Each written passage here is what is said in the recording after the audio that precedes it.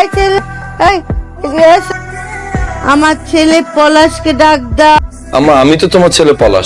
মিথ্যা কথা। তোমার সমস্যাটা কি বলো? স্যার আমার আম্মা আমি জানি আন্টি অসুস্থ, আন্টি অসুস্থ বলেই তোমাকে আমরা এই কাউন্সিলারটা করি, কিন্তু এর মানে এই না যে পুরো অফিসটা তোমার বাসায় নিয়ে আমি সেট। পলাশ, আজকে কি তুমি আমার সাথে বেরোচ্ছ? আজকে তো বেরোতে পারতেছি না, আজকে অফিসে কাজের অনেক, আসলে অফিস বাসা মিলে আমি এমন একটা মেন্টালি স্ট্রেসে। জিলু ভাই, আপনি কি করতেছেন? আজকে আন্টি অসুস্থ দেখে আপনি এই বাসায় ঢুকে চান, আর তাই বলে আপনি ড্রয়িং রুমে পা তুলে আপনি সিগারেট। আন্টি যদি সুস্থ থাকতো আপনি দেখলে খুন্তি দিয়ে পিড়ে। আপনার কি কমন সেন্স? ভাই শিমুল তো ঠিকই কইছে, পালান দোস্ত।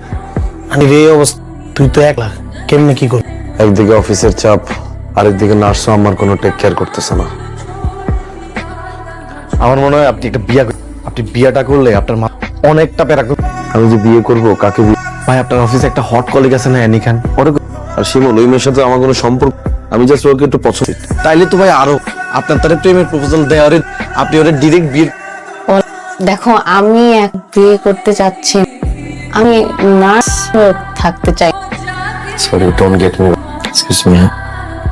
হ্যাঁ সরি, আমি আর আপনাদের এখানে ডিউটি করতে পারবো। কেন, কি সমস্যা? আমি তো আপনাকে বললাম আমি টাকা বাড়িয়ে।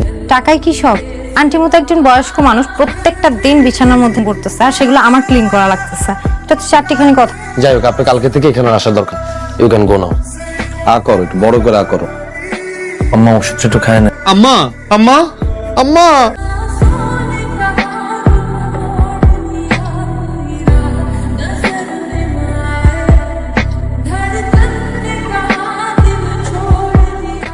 তোর একটা ভাই ব্রাদারের কথা কইছিলাম না, আইছে পলাশ ভাই। আসসালামু আলাইকুম। ওয়ালাইকুম আসসালাম। হ্যালো, দিস ইজ শিমুল। এত সুন্দর মেয়ে তোর বন্ধু হইলো কেন? আগে তো কোনোদিন বলস। আগে তুমি অসুস্থ ছিল না, এই জন্য তোমাকে বলার সুযোগ হয়নি।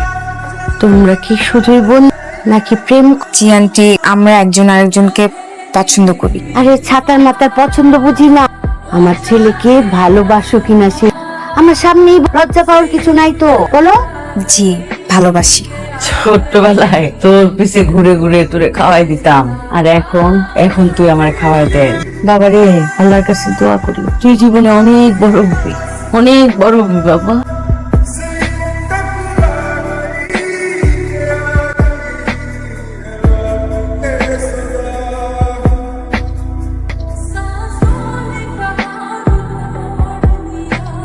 বউ, এগুলা নাও তো। আমার সব গহনা, বাড়ির দলিল, ব্যাংকের কাগজপত্র আর সংসারের চাবি, পুরো একটা সংসার তোমার হাতে তুলে দিলাম। আমি তো আর বেশি দিন বাঁচবো না মা। আমার পলাশে খুব যত্ন করে মানুষ করছি, তুমি ওরে যত্ন করে রাখবা। তোমার হাতটা দাও তো আমার মাথায়, তোমার হাতটা দাও। মাথা ছুঁয়ে কথা দাও, আমার পলাশকে ছেড়ে কোথাও যাবা না। ও যদি কোন ভুল করে ওকে সংশোধন করে নিও, ওকে শুধরাই নিও, কিন্তু আমার পলাশকে একা করে কোথাও যেও না। কথা দাও। কথা দিলাম মা, আমি পলাশকে ছেড়ে কখনো যাব না। আলহামদুলিল্লাহ। Are you okay? ঠিক আছে। আম্মা কোনো পেইন দেয়নি তো? Thanks for everything. আপনি আমার জন্য যা করছেন আমার তা সারা জীবন মনে থাকবে। চলেন আপনাকে বাসায় নামিয়ে দিয়ে আসি। কালকে পারলে একটু সকাল সকাল চলে আসেন, বিয়ের পর দিন তো, পেমেন্টটা। আমি আপনার সাথে আসলে কাজটা টাকার জন্যই করতে চাইছিলাম, কিন্তু আমি টাকাটা নিতে পারতেছি না। আমি সবসময় অ্যাক্টিং করতে চাইছি, কেউ আমাকে সুযোগ দেয় নাই, বা দিলেও বিনিময়ে অনেক কিছু চাইছে। যখন রিয়েল লাইফে অ্যাক্টিং করার সুযোগ পেলাম, যেখানে একটা ছেলে তার মায়ের খুশির জন্য এত কিছু করতে পারে, তখন মনে হলো এখানে অ্যাক্টিং করি। এতে আমার অ্যাক্টিং এর ক্ষুধাটাও মিটবে, একটা মানুষের উপকারও হবে, আবার কিছু টাকাও পেলাম। কিন্তু আমার আসলে এই ক্যারেক্টারটা করতে খুব কষ্ট হচ্ছে। রিয়েল লাইফে অ্যাক্টিং করা আর পর্দায় অ্যাক্টিং করার মধ্যে অনেক ডিফারেন্স আছে, এটা আমি আগে বুঝতে পারিনি।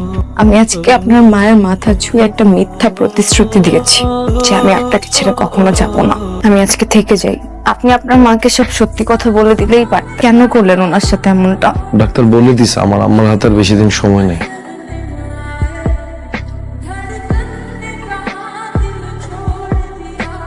আম্মা, আম্মা, আম্মা, আম্মা, আম্মা।